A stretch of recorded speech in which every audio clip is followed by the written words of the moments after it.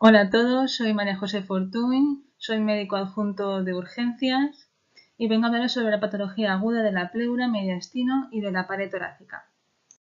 Este es el índice que vamos a seguir. Hablaremos de la costocondritis, pleuritis interna pleural, neumotórax, neumomediastino y finalmente de la mediastinitis. Empezaremos por un caso clínico. A lo largo de la sesión haré algunas preguntas, dejaré unos segundos para que intentéis contestarlas. Y este es el primer caso clínico que vamos a presentar. Se trata de un varón de 78 años con un dolor torácico que consulta que lo describe como si fuera un pinchazo de unos segundos de duración, sin traumatismo previo, no ha tenido sobreesfuerzos, ha tenido algún antecedente previo, algún pinchazo de vez en cuando, pero no nos lo describe como si fuera un dolor opresivo, ni radiado, ni con náuseas, con sudoración, sin disnea. Tampoco comenta dolor torácico de esfuerzos y el electro que nos han hecho de ese triaje lo observamos que no tiene ningún cambio con respecto a los previos.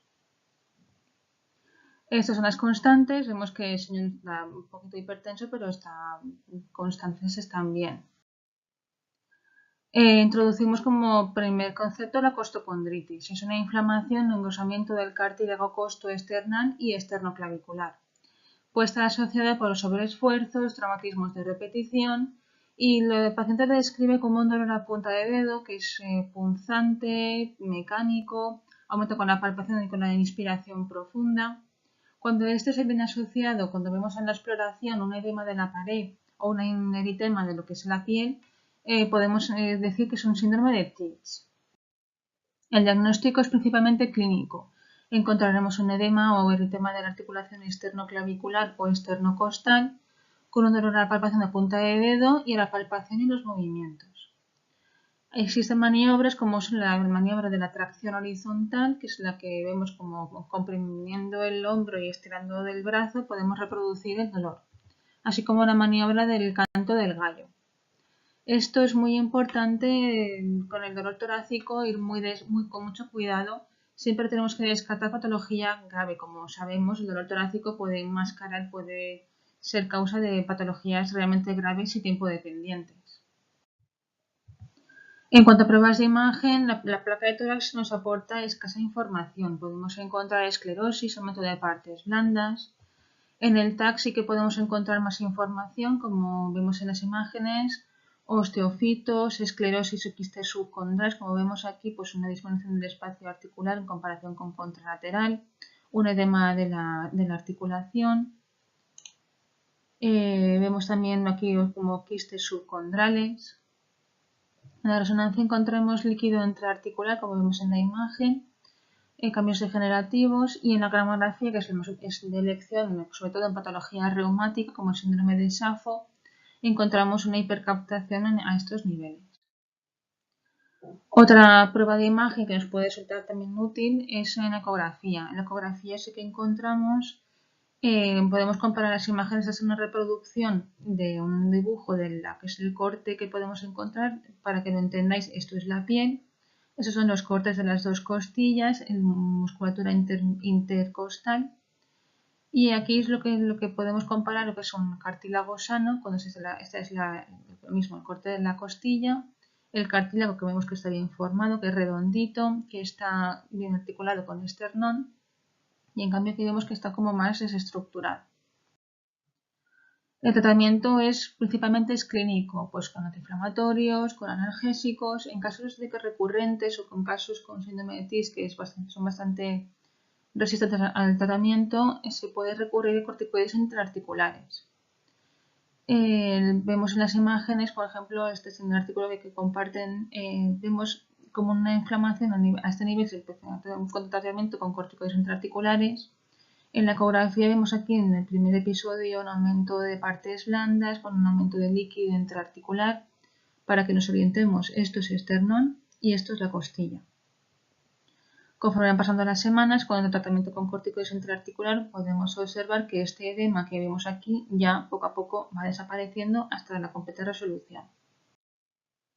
Entonces, ¿qué hacemos con nuestro paciente? En un principio nos parece una costocondritis, pero haciendo análisis con el paciente, preguntándole más y viendo también en su historia, vemos que es hipertenso, que es dislipémico, es diabético, tiene una fibrilación auricular que no está anticoagulado por un contraindicado porque tiene un aneurisma cerebral que está pendiente de valoración. Tuvo una SCAFEST en 2019, portador de 2 stents por este motivo, y una isquemia arterial crónica. ¿Pensáis igual que puede ser una costocondritis o este dolor torácico nos puede enmascarar otra cosa? Esto bien os lo comento por este artículo muy interesante que recomiendo su lectura de la revista Emergencias, entre lo que nos comentan que existe una asociación entre datos clínicos y electrocardiográficos iniciales del paciente, el motivo por lo que viene, con un dolor torácico no traumático y sospecha inicial y el diagnóstico final de disnea coronario agudo. En este artículo nos describen signos y síntomas del paciente que con la anamnesis por la entrevista nos pueden, muchas veces subestimamos o sobreestimamos este riesgo. Sí que es cierto que se ha observado que episodios repetidos de más de 24 horas, sexo masculino, que lleva más de 12 horas de evolución en dolor, que se desencadena con la palpación, nos puede hacer pensar que este dolor torácico no es isquémico, no es un síndrome coronario agudo. Esto debemos cambiar el chip y debemos, en lugar de trabajar por dicotomía, debemos pensar en probabilidades. Esta es la moraleja del estudio y del artículo que os enseño. Comentan que debemos sensibilizarnos más con estos signos que en un principio subestimamos, porque nos pueden engañar. El siguiente caso clínico se trata de un señor de 55 años, es hipertenso, diabético, tiene una fibrilación auricular, una miocardiopatía dilatada alcohólica, tuvo un ingreso en enero de 2021 por neumonía por COVID y consulta porque lleva 3 días con disnea de esfuerzos, palpitaciones. Simplemente al levantarse de la cama o al desplazarse por la habitación comenta que tiene palpitaciones y como disnea al mínimo esfuerzo. Como podemos observar en las constantes de triaje, está hipotenso, taquicárdico, taquipneico y le han puesto unas gafas nasales porque saturaba bastante justito. Esta es la exploración física. Encontramos unos sibilantes respiratorios, crepitantes en ambas bases y unos tonos cardíacos arrítmicos y apagados. El aspecto es descuidado, está disneico, simplemente con apenas puede pronunciar o hablar una frase o 2 frases seguidas porque no se nota muy disneico. Y esta es la radiografía de tórax.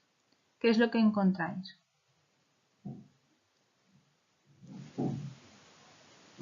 Bien, se trata de una sospecha, parecía una condensación o más bien un pinzamiento de seno costofrénico derecho. Aquí podemos observar que no llegamos a terminar de ver la línea del diafragma, al igual que en el seno costofrénico izquierdo, asociado a una gran cardiomegalia.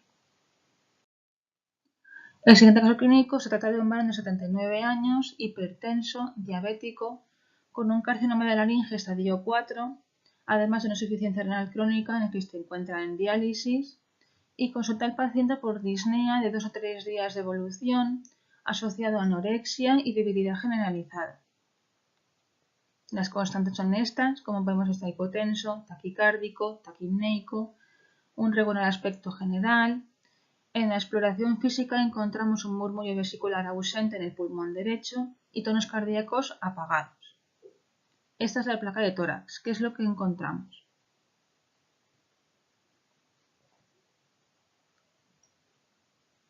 Como podéis observar, es un derrame pleural masivo en el campo derecho. Es importante esta placa describir que la placa se ha realizado en bipedestación, el paciente estaba sentado, por tanto el líquido es un derrame pleural masivo.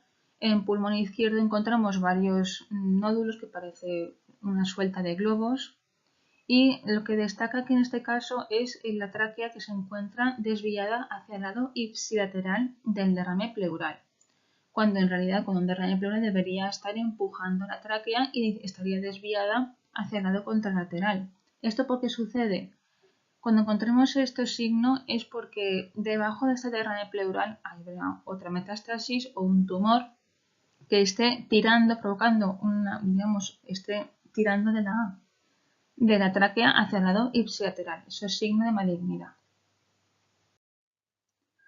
El caso clínico número 4, este es un paciente que se vino a urgencias porque comentaba el paciente que acababan de estar pues, comprando en el supermercado y le llamaron por teléfono de consultas externas de neumología por donde le hacen seguimiento por su asma, porque le comentaron que habían encontrado algo en la placa de tórax que no les había gustado, que debía ingresar inmediatamente para tratamiento.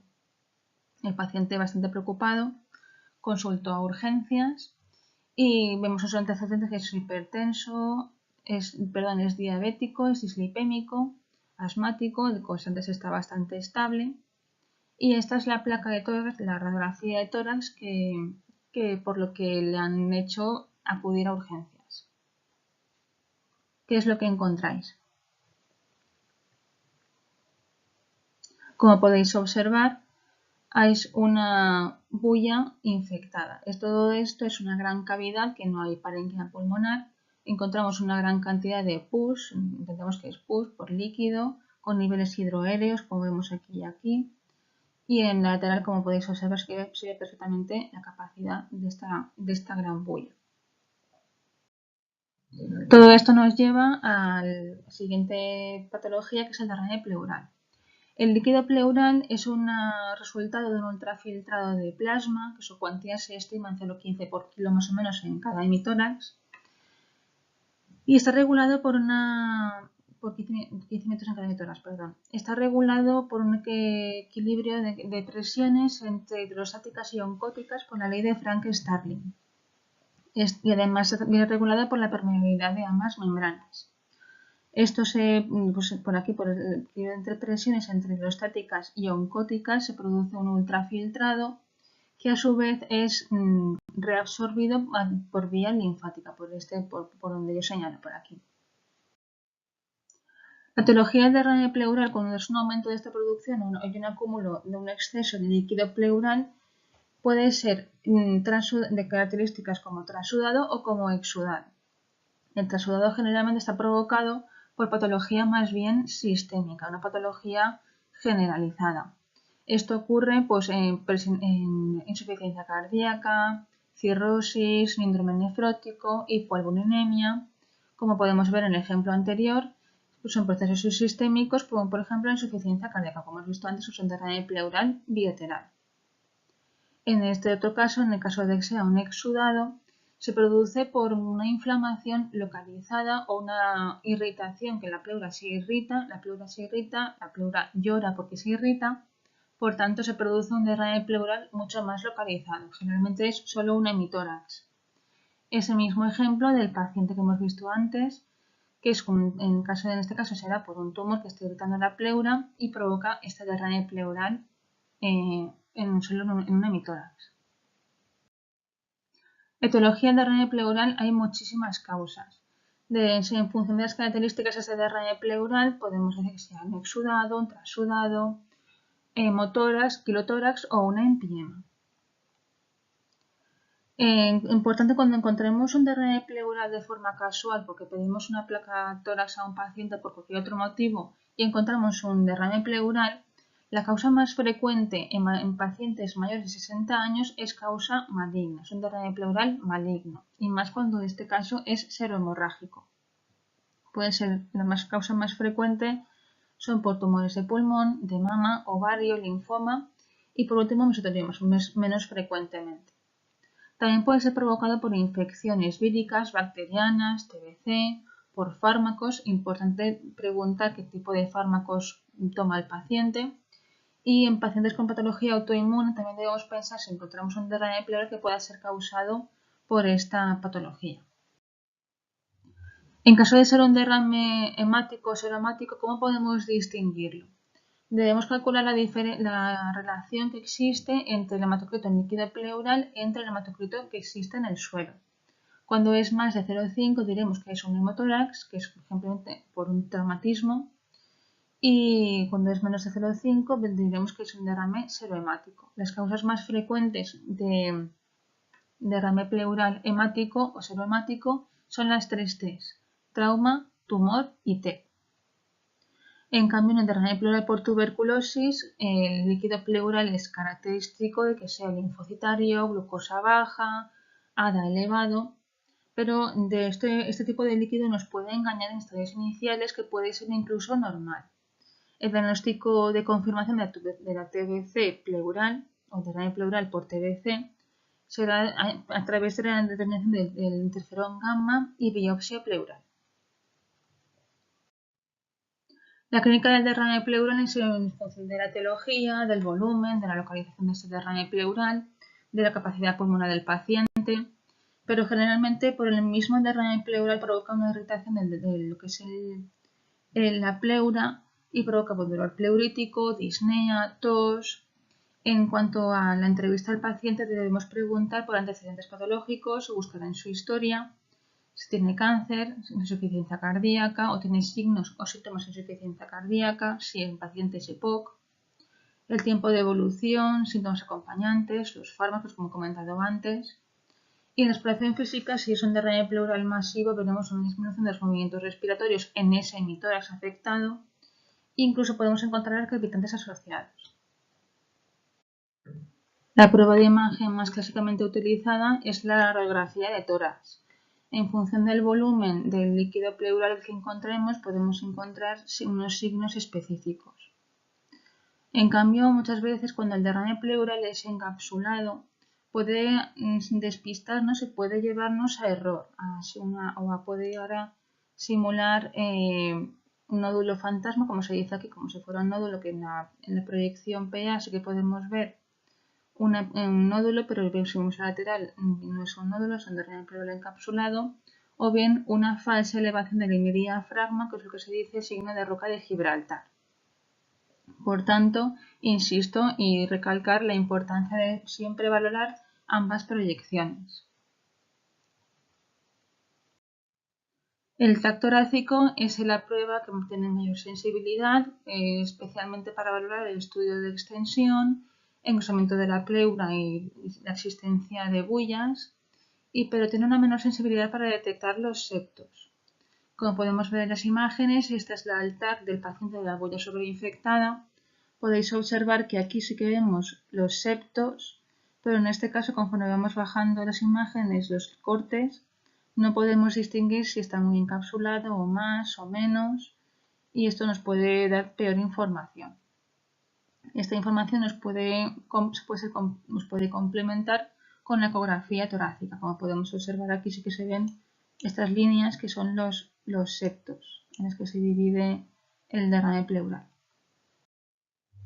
La ecografía tiene una sensibilidad y una especificidad bastante elevada para detectar el líquido pleural.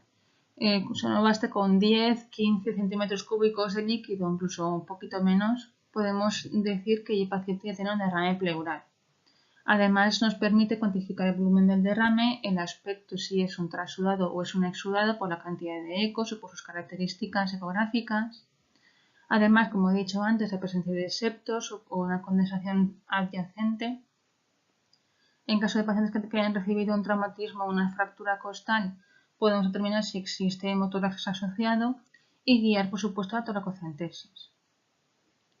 Los signos típicos del derrame pleural es el signo del cuadrilátero, como podemos ver en la imagen, y el signo de sinusoide. Si ponemos en modo M, vemos el deslizamiento, los movimientos de la pleura, y esto es el líquido pleural.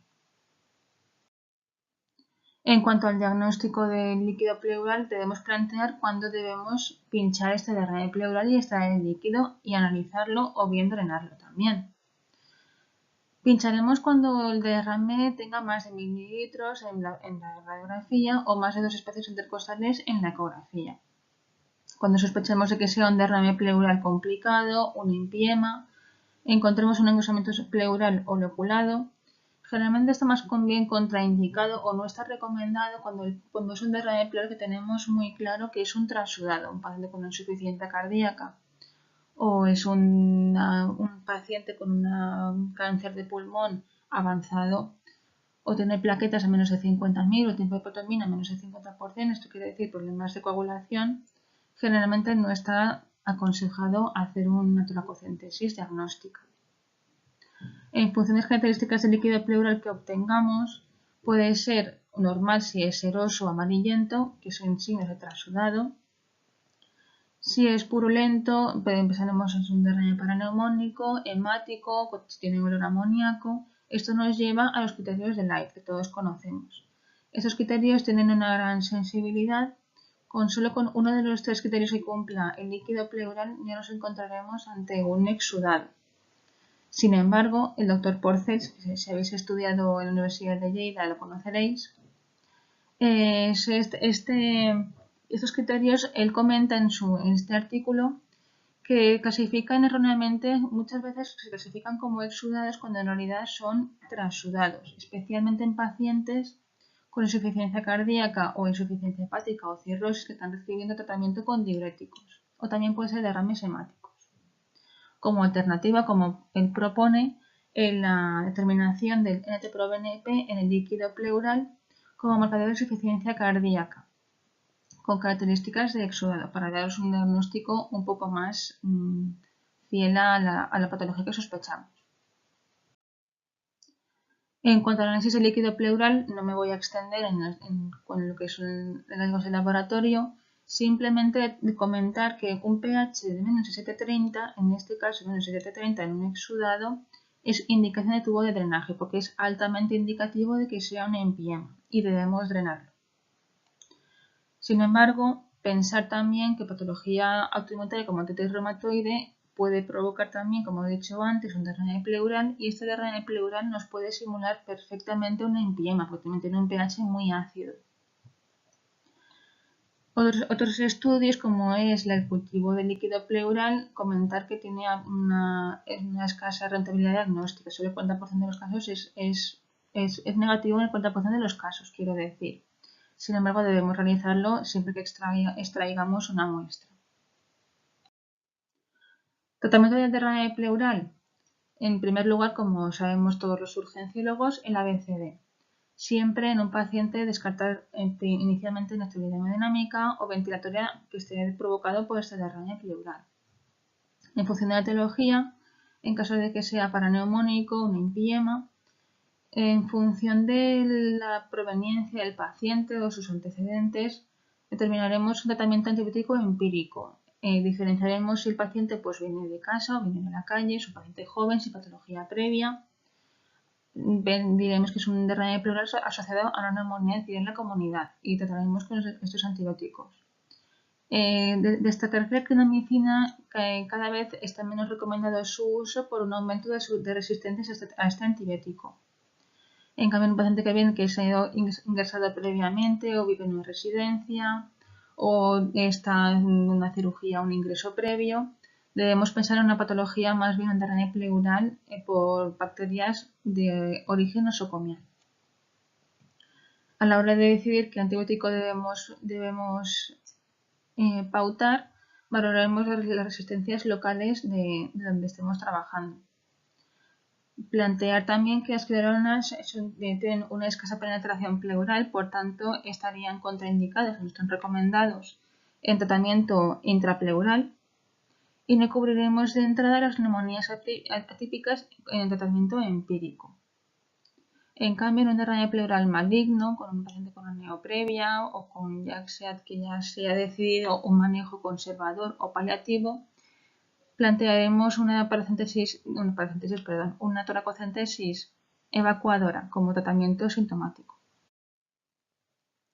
¿Qué es toracocentesis evacuadora? ¿Cuándo lo haremos? Pues como he comentado, cuando existe un compromiso ventilatorio por el mismo derrame, cuando es un hidroneumótorax o un hemotórax de gran volumen, y cuando decidamos que el paciente es de tratamiento sintomático o paliativo, como medida de soporte o de medida de confort, que se dice. Extraeremos máximo 1,5 litros por sesión. En cambio, cuando es un paciente que tenemos un derrame pleural con características de exudado, ¿cuándo haremos un drenaje, una toracocentesis evacuadora?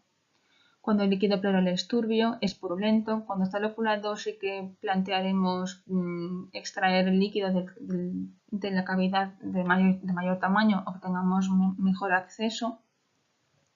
Cuando exista una escasa respuesta al tratamiento médico en 2 o 4 días, o cuando hay un engrosamiento pleural parietal. Siempre que tengamos un derrame pleural maligno, debemos previamente descartar una obstrucción bronquial por un tumor, por el mismo tumor. Y valorar la cirugía toracoscopia cuando la evolución es tórpida o veamos una fibrosis pleural. Los fibrinolytíticos, es interesante comentar que sí que está indicado, sí que está recomendado el uso de fibrinolytíticos intrapleurales. ¿Esto por qué? Porque este tipo de fármacos, como es la DNASA y la RTPA, en combinación, si tienen mejor efectividad, provocan una rotura de las adherencias, reduce la viscosidad del derrame pleural y facilita así su drenaje. Además de que reducen la necesidad de tratamiento quirúrgico y la estancia hospitalaria. Continuamos con la siguiente patología que presentamos con este caso clínico. Se trata de un chico de 16 años que, por lo que me comentó cuando fuimos a verlo, estaba sentado en un banco en un parque con sus amigos y en ese momento pues, se puso a llover. El hecho del esfuerzo de salir corriendo a refugiarse de la lluvia, el paciente comenzó con un dolor torácico opresivo de inicio súbito, asociado a disnea, malestar general y acudió acompañado por su madre a urgencias. En ese momento que acusó a urgencias, el paciente ya se encontraba totalmente asintomático. Esas son las constantes. El electro que le hicieron en el triaje era totalmente normal, no tenía ningún hallazgo raro. Y esta es la radiografía de tórax que hicimos al paciente. ¿No veis nada? ¿Veis algo? Bien, como tenía sospecha, porque el paciente, como veis en la imagen, es muy parecido a este personaje de dibujos animados. Era un paciente, era muy alto, delgado, bastante con un ámbito que se dice leptosómico. Por tanto, tenía mis sospechas y también solicité una radiografía de tórax en expiración forzada, que esto es lo que se observó. ¿Aquí veis algo más? Bien, lo que vemos aquí es una neumotórax. En este caso es espontáneo. Y como podéis ver, voy a dibujar la línea pleural, que sería por aquí. Todo esto es pulmón y todo esto es la cavidad del neumotórax. Aquí se vería, aquí tener mucho ojo y una pantalla con gran resolución para poder ver el neumotórax aquí, en este caso en la normal, en la inspirada, que sería por aquí más o menos, la línea pleural. ¿Qué es el neumotórax? El neumotórax es la presencia de aire en el espacio pleural, produciendo un colapso y compromiso de capacidad ventilatoria del paciente. Esta entrada de aire se produce por un mecanismo valvular, como vemos en la imagen, unidireccional, por aquí. En este caso sería una herida abierta, como luego veremos. Pero esta entrada de aire, cuando es a tensión, como vemos en este esquema, sí que produce una compresión de estructuras vasculares, estructuras pulmonares que provoca pues, el colapso del paciente. En la etiología del neumotórax diferenciaremos entre si es espontáneo o es traumático. El neumotórax espontáneo dejo, sin causa desencadenante, lo pongo entre comillas porque no es del todo cierto. El neumotórax espontáneo a su vez se divide en primario y en secundario. El neumotórax espontáneo primario es el que hemos visto ahora, que es un típico de pacientes jóvenes, delgados, hábitos leptosómico, fumadores, con un pulmón previamente sano, que sospechemos que es sano, y esto se debe por la rotura de microbullas apicales. Este famoso nadador, el Michael Phelps, las malas lenguas comentan que tiene el síndrome de Marfan. Yo al ver esta imagen, yo creo que sí, me lo creo. En cambio, el neumotórax espontáneo secundario es cuando encontramos cuando ya se da en una patología pulmonar previa, como es en este caso en pacientes EPOC, enfisемatosos, con bullas, asmáticos, fibrosis quística, bronquiectasias. Pensaremos que es cuando tienen pacientes que tienen una patología pulmonar previa. Por tanto, en este caso, muy importante, pacientes que vienen con este tipo de que los recuerden a este personaje. Paciente que tengamos antecedentes de EPOC, que tenga bullas o paciente con una patología pulmonar previa que viene por un dolor torácico súbito, intenso y está inestable hemodinámicamente o no tiene por qué estar inestable, pensar siempre, aparte de síndrome coronario o alguna patología cardíaca, en un neumotórax. Por otra parte, el neumotórax traumático podemos diferenciar entre un traumatismo cerrado o un traumatismo abierto. El traumatismo cerrado, lo más típico es en un accidente de tráfico por la misma contusión directa pues con el cinturón de seguridad, por ejemplo, contra el volante del coche. También puede ser iatrogénico, por ejemplo, cuando queremos canalizar una vía central o una rotura parietal o vía aérea, o bien por una rotura de vía aérea o vía digestiva, por ejemplo, una perforación esofágica, también puede provocar un neumotórax. En cambio, un neumotórax abierto es aquel que se produce por una herida, digamos, una herida penetrante por ejemplo, por un arma blanca.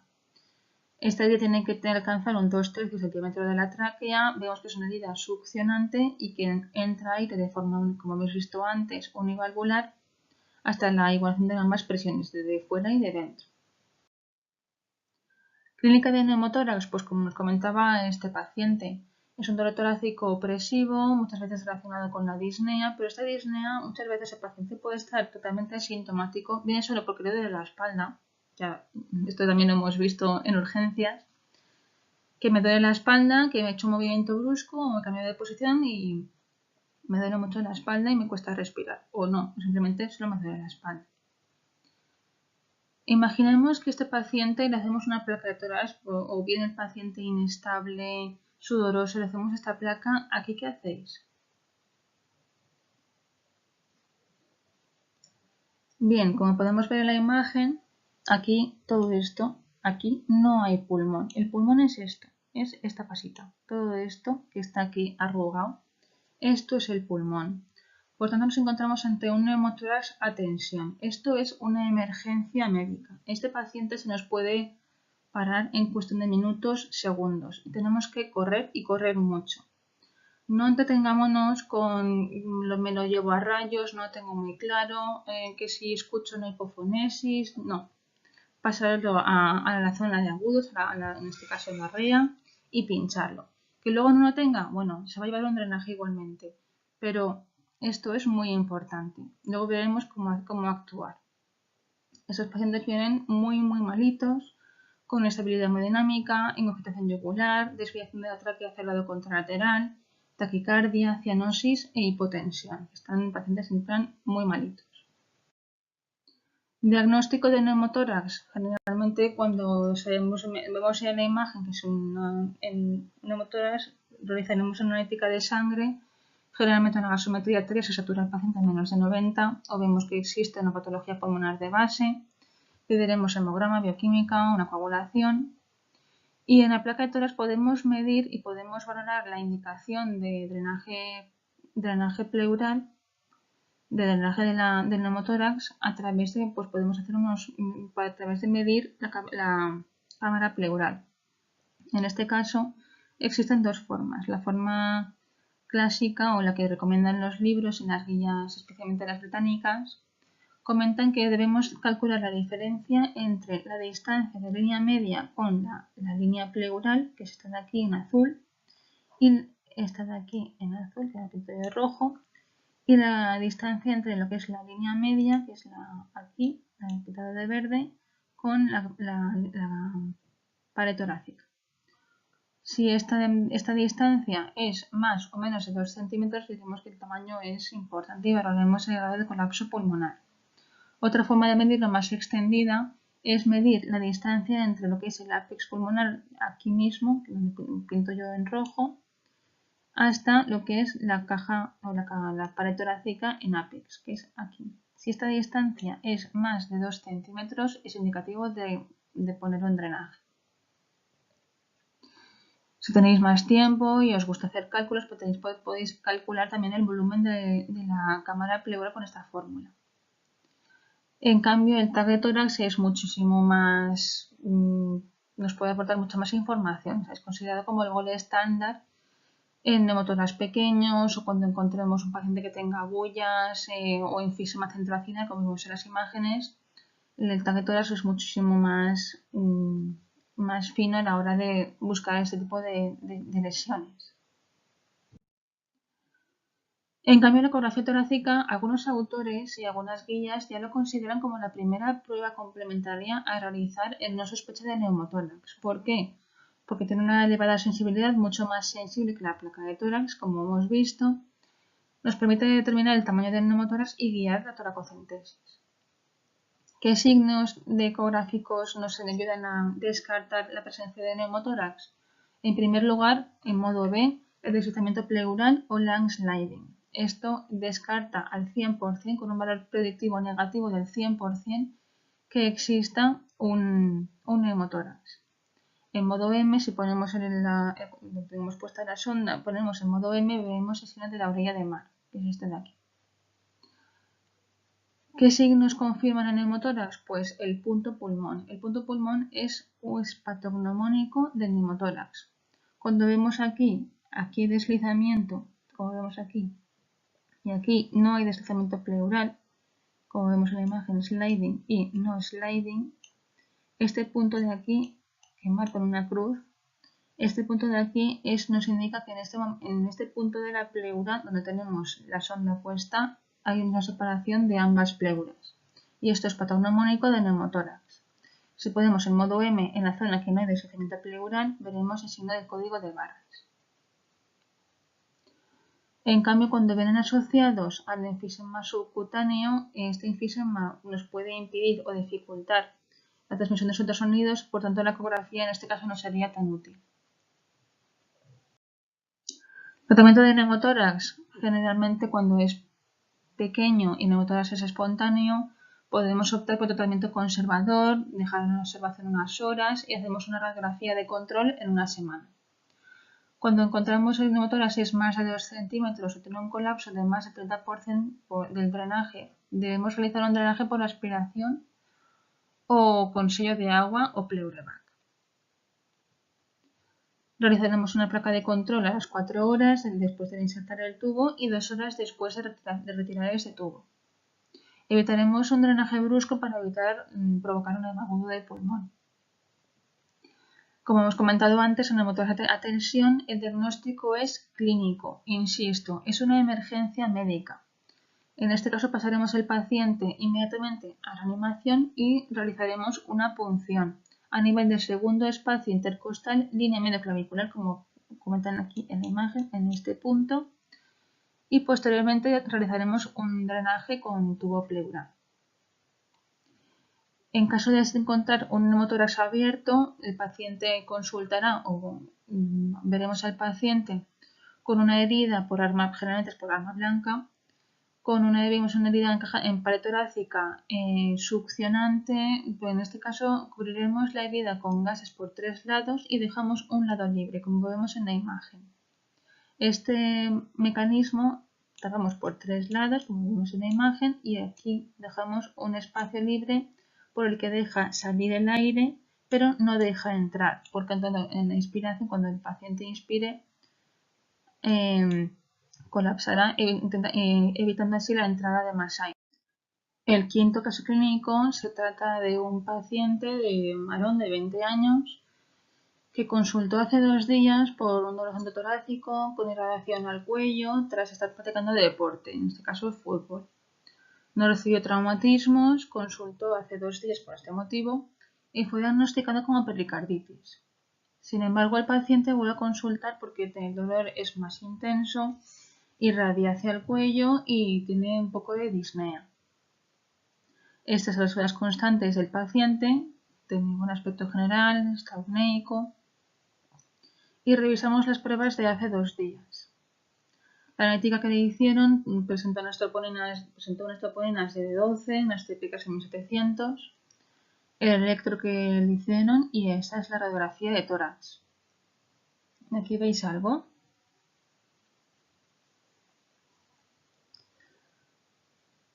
Aquí yo pienso que esta elevación en guirnalda de ST que vemos aquí, debería sospechar a la compañera o compañero que lo vio de una pericarditis. Sí, los electros no se rayan, ya lo sé. ¿Y la placa de todas veis algo raro? ¿Veis algo diferente?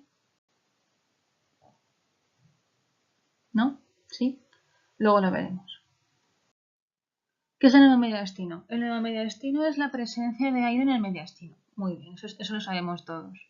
Se produce por un aumento brusco de la presión torácica que provoca una rotura alveolar. En este caso, como vemos en la imagen, lo explica muy bien.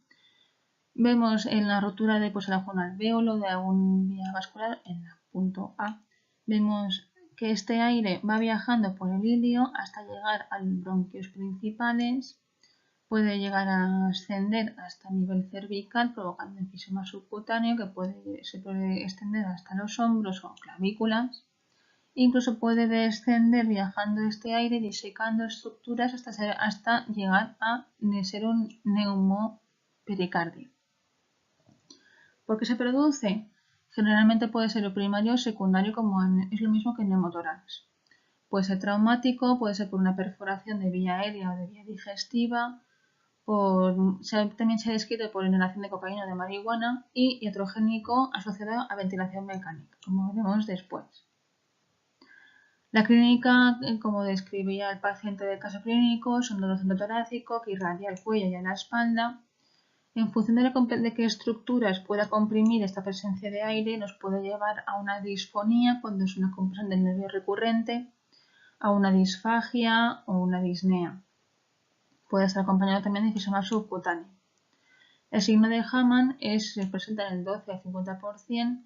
Se produce cuando en la auscultación cardíaca podemos encontrar que con el latido cardíaco encontramos asociado como unas crepitantes.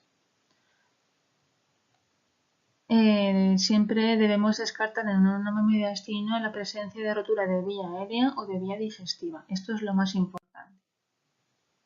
Diagnóstico de neumomediastino. Pues en las pruebas de imagen como radiografía de tórax podemos encontrar signos típicos, como es el signo del anillo, el que es la arteria pulmonar. Esta arteria pulmonar está rodeada de aire, como vemos que hay negros alrededor. O vemos la flecha blanca, como es en la que se diseca la raíz aórtica por el aire. Aquí encontramos el signo del diafragma continuo, como podéis observar, el tinto en rojo, el diafragma continuo. En este caso es el signo también, signo de la pleura visible, cuando se disecan, se separan ambas pleuras, esta línea pleural se separa. Y lo más fácil de ver es cuando pedimos una radiografía cervical, podemos encontrar, como señalan las flechas, en el enfisema subcutáneo que vemos aquí. Todo esto, esta presencia de aire no debería de estar.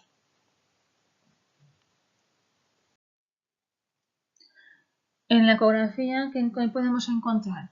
Bueno, pero acabas de decir que con la enfisema subcutáneo no podemos ver nada en la ecografía, no es útil. Bueno, por ese mismo motivo, aquí sí que se observa que hacemos un ecocardio, sí que podemos encontrar, el vídeo no me funciona, pero bueno, podemos encontrar que las líneas A en la presencia de aire en la ecografía se manifiesta por la presencia de líneas A.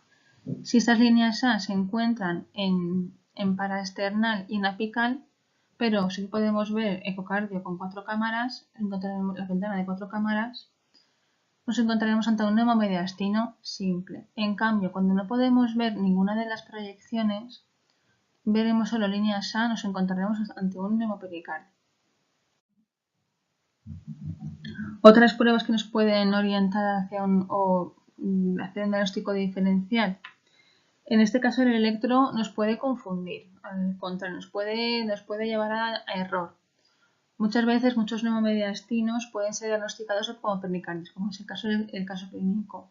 ¿Por qué? Porque este aire que diseca estructuras por dentro del mediastino puede llevar a un desplazamiento o aislamiento del corazón. Por tanto, nos pueden manifestarse por cambios en el electro, como la falta de pulsión de la onda R, bajos voltajes, como también puede ser en un neumopericardio o un derrame pericárdico, desviación del eje de la izquierda o hacia la derecha, inversión de la onda T o incluso una elevación o depresión del segmento ST. que nos puede llevar incluso hasta activar un código infarto por un hemomediastino. En el TAC es la prueba que más información nos puede aportar, especialmente cuando encontramos patología pulmonar subyacente, alguna lesión, complicaciones asociadas como la mediastinitis, etc. El tratamiento del neumomediastino, pues como neumotórax, más o menos. Cuando no es complicado y es espontáneo, se recurre a un manejo conservador por analgesia, reposo, evitar valsalva, todo tipo de maniobras que aumenten la presión torácica. Tratamiento específico de si tiene alguna patología pulmonar de base.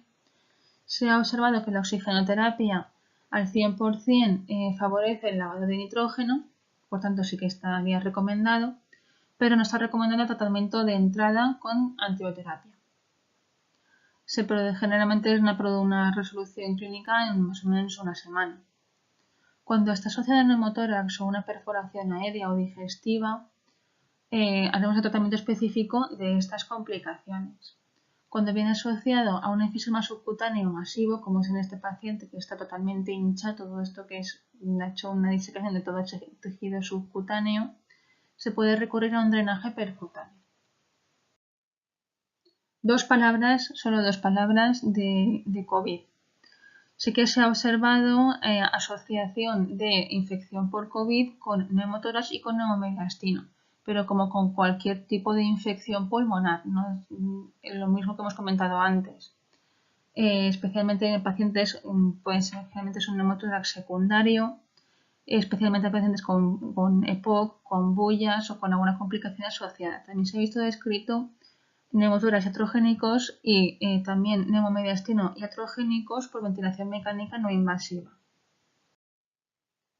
Último caso clínico para presentaros la última patología. Se trata de una señora de 76 años que consultó por odinofagia, fiebre de 5 días de evolución. Su médico de atención primaria le pautó tratamiento antibiótico con amoxicilina clavulánico. La paciente no mejoraba, seguía con su odinofagia, con fiebre alta. Consulta a urgencias lo remitimos a otorrino. Otorrino sí que diagnóstico de un absceso retrofaríngeo. Sin embargo, la paciente llegó a consultar hasta 3 y 4 veces a urgencias por el mismo motivo. La paciente no mejoraba con tratamiento pautado, seguía con su disnea, empezó con disfagia, odinofagia y cervicalgia, hasta que al final un compañero de urgencias decidió pedirle un TAC cervical. En este TAC cervical encontramos una conexión retroesternal con desplazamiento de la tráquea compatible con mediastinitis posterior. Como podéis ver en las imágenes, toda esta colección de aquí, que marco en rojo, todo esto que va disecando estructuras, es la mediastinitis posterior. ¿Qué es la mediastinitis? Es una inflamación del tejido conectivo del mediastino. Recordamos brevemente la anatomía para poder entender mejor los tipos de mediastinitis.